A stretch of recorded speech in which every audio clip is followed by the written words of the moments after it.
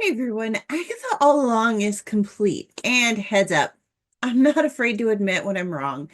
After watching the finale, I realized that, yeah, I was wrong. And that I couldn't actually responsibly review this series without rewatching the entire thing in one long binge. So, the most surprising thing happened when I did that. And so this review is going to have to be like for the complete series as a whole rather than just for the finale. So, why wasn't Agatha All Along the dud that I was just so worried about? Well, again, I hate being wrong, but here we are. Let's dig into it. First, be sure to give this video a thumbs up and let me know how much you enjoy my mea culpa. And feel free to drop a comment and tell me how wrong I am if you think that I'm wrong. The meta-ness of that just cracks me up. All right, so here we are, Agatha, all along. It picks up the pieces that WandaVision left behind, bringing together Wanda's witchy frenemy, Agatha Harkness, and a mysterious teen affectionately named Teen, who convinces her to help him find that mythical witch's road so that they can walk it and find what they are missing at the end. To walk the road, they have to pull in a coven of covenless witches to help them sing the song and open the path. Agatha goes with her instincts that there's something special or something different about Teen and calls him her familiar as they round up the other witches and make a go at the road, which she actually does to her credit tell Teen it's not real, and she tells him that right up front. But she goes along with the idea for her own, somewhat nefarious purposes. I went into watching the weekly episodes with a bit of a jaded view of what to expect, especially after that failure that was The Acolyte. While there were some rough patches in Agatha all along, like I said, after seeing the series finale, I decided to rewatch the entire thing, and I was floored by how my impression and enjoyment of the first few episodes changed when I was able to binge it with the ending in mind. Suddenly, the first episode that I just hated was interesting, and that caught my attention.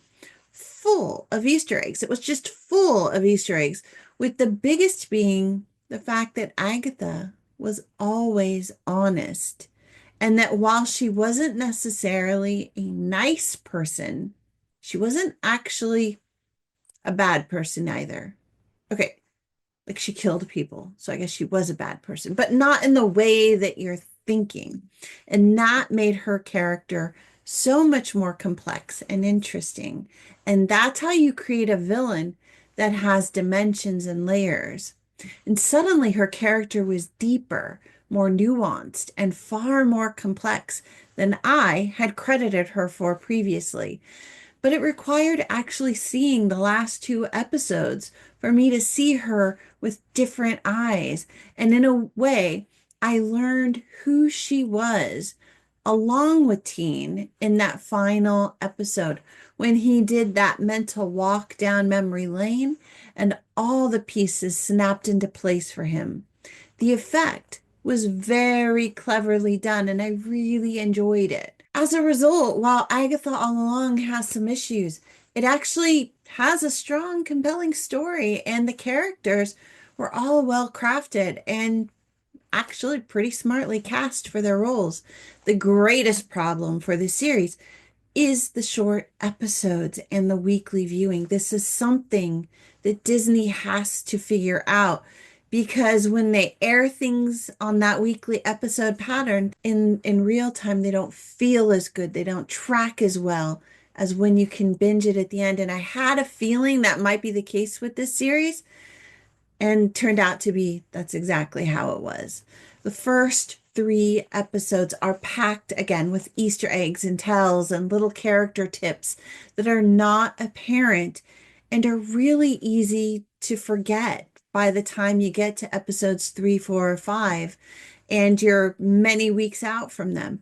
However, they are fairly important to hold on to mentally, and they add to the richness of the story when you binge watch the episodes, because later episodes actually point back to them in really significant ways that were impossible to remember from week to week and were easy to shrug off.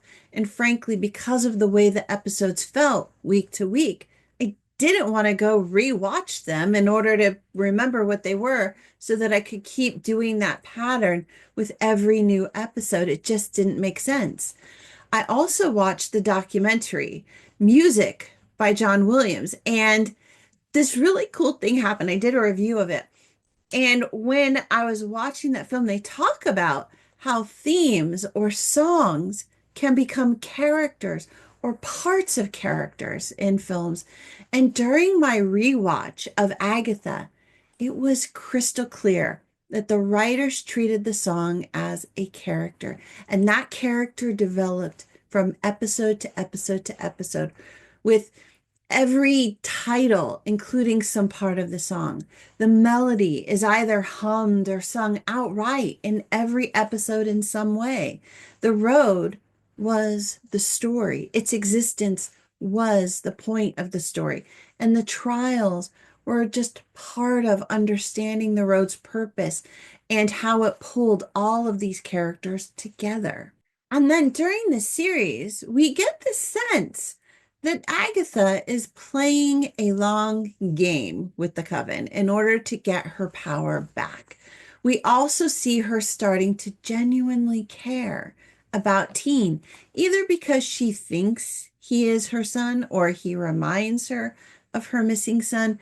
That line is kind of played out a little bit too long in the series, but it eventually resolves itself, and Teen's mystery does get revealed, and we see the complex reactions that he has regarding the truth of his identity and the reactions of the other Coven members as that truth is revealed. Their reactions to him do generate an emotional punch that makes the series feel like all of them experience growth as characters. But it's really not apparent until you're able to watch the series as one long event, that those dots really kind of get connected and those story arcs come together. One of the best things about the series as a whole is how it's interconnected, how the characters are connected to each other within the story. We don't see the connections until the end of the series, but they are all there. And in some of the reveals, they come with a bit of a gut punch as well. While this might feel like Teen and Agatha's story, the Coven members' roles did flesh out and take on a much greater meaning in the series. For instance, Lilia's story, The Medium, is the most poignant because of how she threads through each episode. Jennifer, the Potions Witch, transitions from forgettable mediocrity to a force to be reckoned with. And Alice, the Protection Witch, serves her purpose in a way that is frustrating but understandable in the end.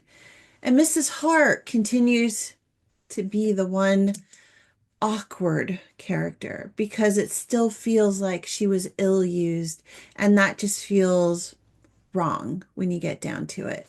And finally, Rio was an unexpected bright spot in the series where it felt like at first she was underused, but then her significance plays out in the end in such a way that she becomes the reason that Agatha's character makes sense and why we suddenly find her sympathetic. What I enjoyed most when binging this series is how the story was constructed to fit within the episodes. And that's a surprise to me because at first I didn't like the construction. I didn't see the connections, and you couldn't see them until you got further into the story. And then as that story reveals itself, several of those episodes were actually kind of tells for one another. They were layered upon each other and in a way creating different and deeper meanings as you go from one episode to the next to the next. You can see it crystallize in the episodes 6 and 7, and then again in episodes 8 and 9 as they wrap it all together, creating a very solid story that was able to overcome a lot of those lags and bumps in the earlier episodes. And the result is they actually kind of pave the way for Wanda's eventual return. You can see that it's possible. And it might even open the door to how the Doctor Doom movies come together. But we'll see how that all goes. Let's not jump ahead of ourselves because this is just one little series within the greater universe. I think we also need to give a shout out to the cast on this show. And I mean to the actual cast members on this show.